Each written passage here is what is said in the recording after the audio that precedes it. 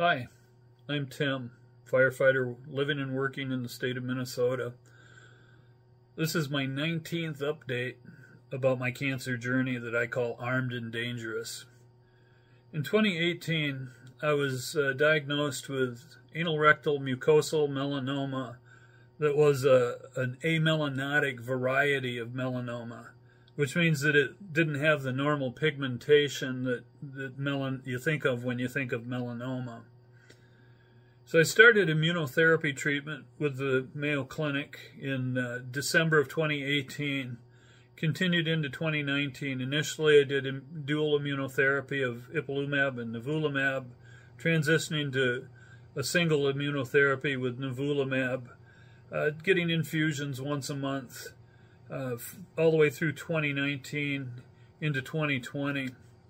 In 2020, when the COVID-19 pandemic manifested itself, I started experiencing side effects from the treatment that I didn't realize were side effects from the treatment. Stiff neck, shoulder pain, general achiness in my joints. I finished immunotherapy treatment after 2 years of receiving treatment in December of 2020. I got my last infusion, and about that time the pain and the stiffness of my neck was so bad that I went to an orthopedic surgeon. The orthopedic surgeon, of course, took x-rays and said, well, you have a little early onset osteoarthritis, but nothing that I wouldn't expect for somebody your age and lifestyle. With that, I got a referral over to rheumatology, and I went into the rheumatologist and I said, boy, I've done some research and I'm finding a thing called inflammatory arthritis, and I think that I may be experiencing some side effects from my immunotherapy treatment. So that started me down the road of in April of 2020, actually 2021, I started on methotrexate to tamp down my immune system. The immune system gets revved up when you're doing immunotherapy. What it did is the combination of nivolumab and ipilimumab. Ipilimumab gives your body's immune system the ability to recognize cancer, and the nivolumab really revs up the immune system. And unfortunately, or fortunately, what happens is your immune system is now turned loose on the cancer. It goes full bore into addressing it and knocking it out. But once it knocks it out, now your immune system goes looking for other trouble, which often leads to it attacking your joints and causing a thing called inflammatory syndrome. So I ended up on the doorstep of a rheumatologist who really understood the whole inflammatory syndrome. So in April of 2021, I started on methotrexate to kind of tamp down my immune system, get things to calm down. So taking a methotrexate once a week, boy, what a joy that was. I typically would take it on a Friday, be wiped out Saturday and Sunday, in what I'd call a methotrexate fog on Monday, Tuesday, and Wednesday. Start to feel better on Thursday, and then by Friday it's time to start the journey all over again. So from April of 2020, for the whole first year, trying to decide, am I going to be hurting all the time or wiped out all the time? So it seemed like the only two choices. In 2022, started working with the rheumatologist to maybe adjust that treatment so that I wasn't feeling wiped out all the time. Trying to find the happy medium between hurting all the time and being wiped out all the time. So fortunately, I was able to kind of work through that process so that in January of this year, 2024, I'm actually able to discontinue the methotrexate all the while. In some ways, I find a little bit of humor because I don't feel like I'm that old to be collecting the whole list of doctors. Since 2018, I've gone through the list of, I started with my primary, got the referral over to colorectal. Colorectal referred me to radiation and medical oncology. I landed with a medical oncologist at Methodist in the Twin Cities. They worked with Mayo Clinic's oncology group.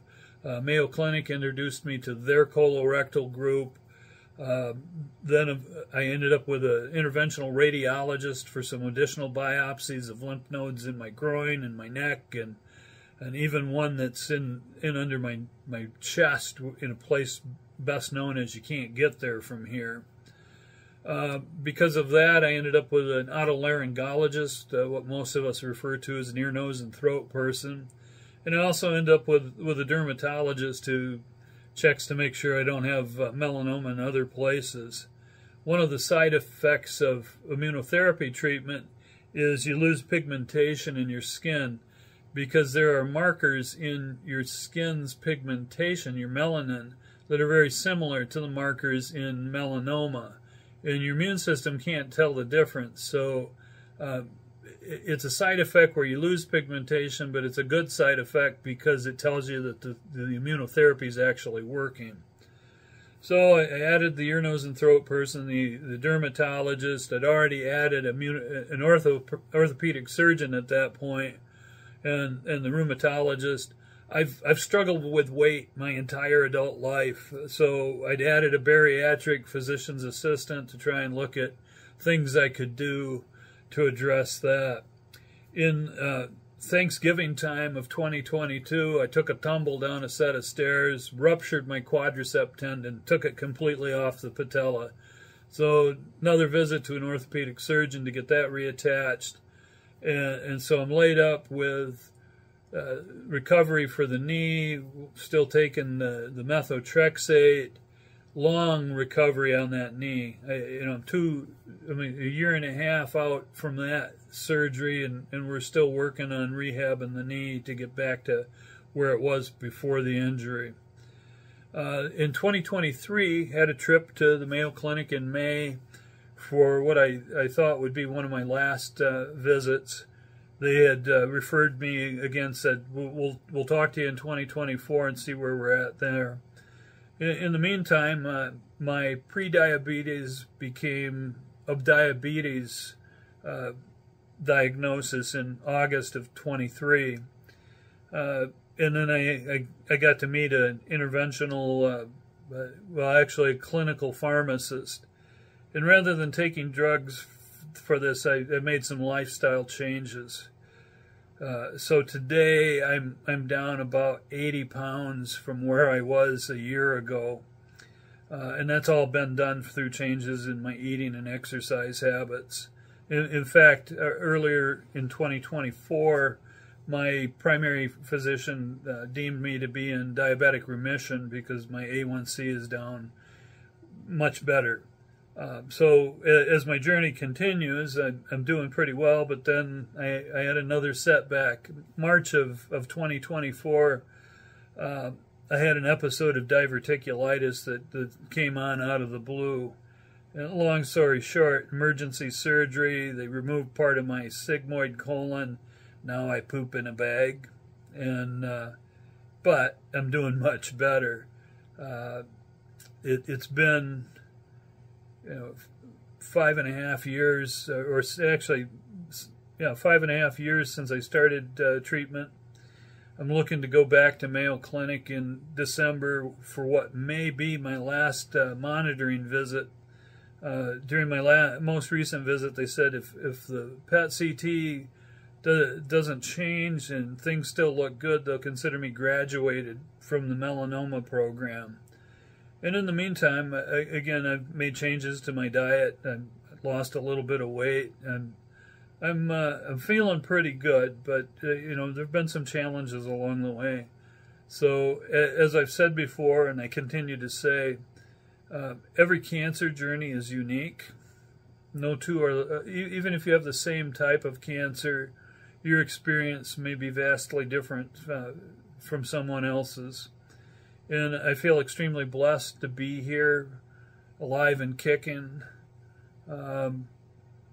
Looking forward to my next trip to Mayo.